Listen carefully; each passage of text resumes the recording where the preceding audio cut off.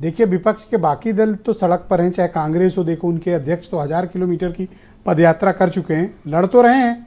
आप तो जमीन पर भी नहीं दिख रहे हो गुरजेश जी, या तो आप देख नहीं रहे हो। कहाँ देखूं बताओ, जहां कहो चलूं आप ये देखो कि उत्तर प्रदेश में लड़ कौन रहा। अभी गन्ना किसानों को लेकर के, उनके रेट को लेकर के राष्ट्रीय लोकदल ने उत्तर प्रदेश में लड़ाई लड़ी। 35 मिनट प्रदर्शन किया लखनऊ में, 35 मिनट। अरे प्रदर्शन, अरे घंटों संघर्ष 35 मिनट और हम लोग सड़क पर संघर्ष करते रहे। उत्तर प्रदेश में गन्ना किसानों के लिए हम लोगों ने अभियान चलाया। कोई आज पहली दफे थोड़े किया। रेट बढ़ा नहीं, आप ये देखिए भारतीय जनता पार्टी की, देखिए कितने वो बात किसानों की करते हैं। उत्तराखंड में 400 रुपए क्विंटल दे रहे हो, हरियाणा में 395 रुपए क्विंटल दे रहे हो, और उत्तर प्रदेश के किसानों को नहीं देना चाहते हो। राष्ट्रीय लोकदल संघर्ष कर रहा है। और ब्रजेश जी, हम आपको कह रहे हैं, हम इस पर चुप नहीं बैठने वाले।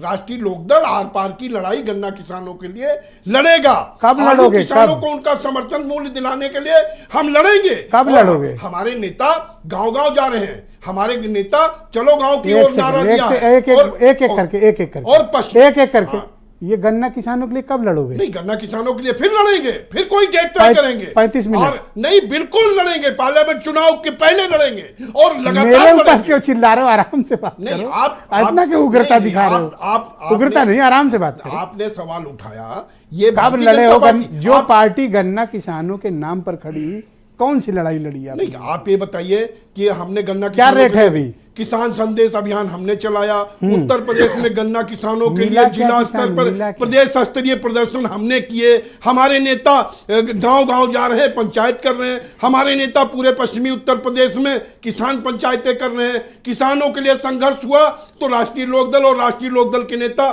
चौधरी जयंत सिंह जी ने किया। जोर जोर बोलने से नहीं होता। नहीं, जोर जोर नहीं बोल रहे हैं, ये किसान का आक्रोश बोल रहा है। ये किसान आक्रोशित है और ये किसानों के साथ आप बताइए, सबकी महंगाई बढ़ गई, किसानों की सम्मान राशि नहीं बढ़ी। मैं पेट्रोल डीजल के दाम बढ़ गए, गैस के दाम बढ़ गए, सारी चीजों के दाम बढ़े, लेकिन नहीं बढ़ा तो किसानों के गन्ने का मूल्य नहीं बढ़ा।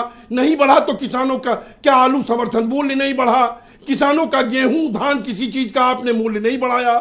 तो आप तो किसानों के साथ अन्याय कर रहे हो, बात किसानों की कर रहे हो। जब आपसे बात की जाती है तो राम मंदिर की बात करने लगते हो, तो उसके अलावा आपके पास कुछ है ही नहीं। दुबे जी, अगर आप सरकार को जवाबदेह बनाएं, सरकार पर जवाब की आप दबाव डालें, आंदोलन करें, तब तो सरकार जवाब देगी ना। एक से सुन लो, और 35 मिनट आंदोलन करके आप सरकार से जवाब ले लोगे? आप बताओ, आप होते मुख्यमंत्री जवाब देते? नहीं देते। नहीं, क्यों आंदोलन का 35 मिनट हो रहा?